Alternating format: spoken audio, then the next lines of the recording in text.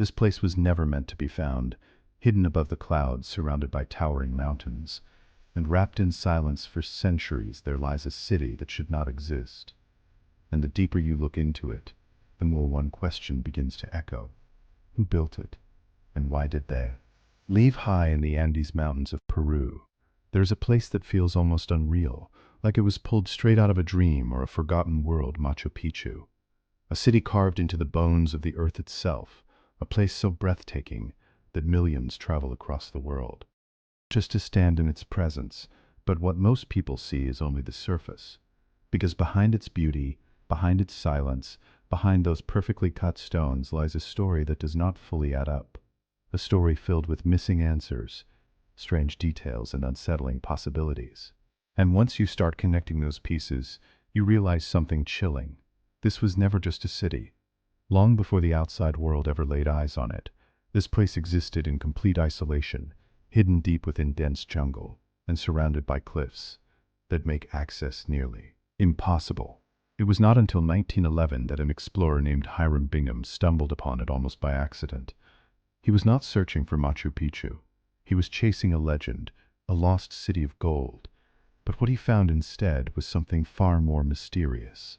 An entire city, sitting silently untouched by time, stone buildings still standing, terraces still carved into the mountains, temples still aligned with the sky. It was as if the people who lived there had simply disappeared. No signs of destruction, no evidence of invasion, no bodies scattered across the ground, just emptiness. And that silence raised the first unsettling thought.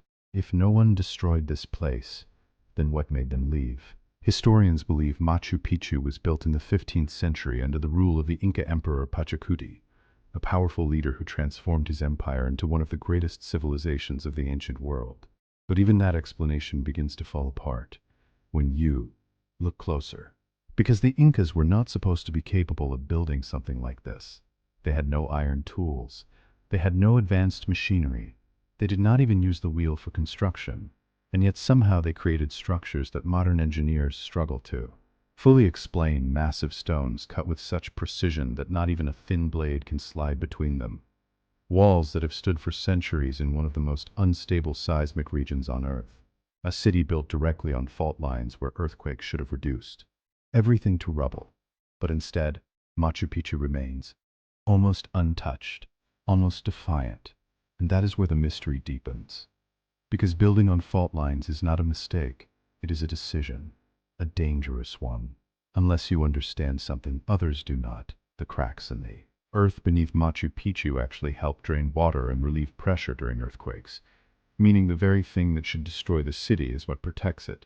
So the question becomes, how did they know? How did a civilization without modern science understand geology at such a precise level? And that is when researchers begin to consider something far more unsettling. Maybe this was not just architecture. Maybe it was knowledge. Knowledge that we have not fully rediscovered. But the mystery does not stop there, because Machu Picchu might not have been a city in the way we understand it. There is no clear evidence of markets or large-scale daily life. No signs of a massive population living there long term. Instead, what we find are temples, ceremonial spaces, and structures aligned perfectly with the movements of the sun during certain times of the year. Sunlight passes through specific windows, hitting stones with almost impossible precision, like a clock built into the mountain, tracking time, tracking seasons, maybe even something more. It suggests intention. It suggests design. It suggests that this place served a purpose beyond survival. Some believe it was a sacred retreat for the elite, a place where rulers came to connect with the gods. Others believe it was an astronomical center where the Incas studied the sky and tracked cosmic patterns. But there is another possibility, one that is far more difficult to prove and far more disturbing to consider. What if Machu Picchu was a place of ritual? Not just peaceful ceremonies, but something deeper, something darker. Archaeologists have discovered human remains within the site, evidence that points toward ritual sacrifice, individuals chosen not to live but to be offered to something or someone. And that changes everything, because it means this place was not just admired, it was feared, it was respected in a way that goes Beyond simple belief, it suggests that the people who came here believed they were standing at a point of connection, a place where the physical world and something beyond it became thin. And if that is true, then the next question becomes even more chilling. Why did they leave? There are no signs of war, no evidence of a catastrophic event, no mass graves that suggest disease wiped them out. The city was simply abandoned, left behind as if it no longer served its purpose, or as if something forced them to go. And this is where the story reaches its most intense moment, because some researchers believe Machu Picchu was never meant to last forever. It was not a permanent home, it was temporary by design. A place used for a specific purpose during a specific time. And when that time ended, they walked away. But others believe something far more unsettling, that the people who lived there knew something was coming. A threat, a shift, a danger we still do not understand. And instead of waiting for it, they left. They sealed the city in silence and allowed the jungle to consume it, almost as if they wanted it hidden, almost as if they wanted it forgotten. And that idea changes how you see everything, because it means Machu Picchu is not just a ruin, it is a message, a silent warning from a civilization that may have understood more about the world than we do today, and maybe that is why it still feels so powerful. Why standing there feels different, why the air feels heavier, why the silence feels louder.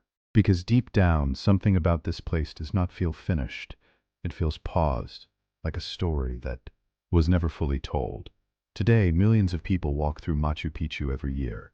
They take pictures, they admire the view, they stand in awe of its beauty. But very few stop to ask the deeper question: why was it really built? And the truth is, we still do not know. We have theories, we have guesses, we have fragments of history, but no clear answer. Only possibilities, only mysteries. And maybe that is exactly how it was meant to be.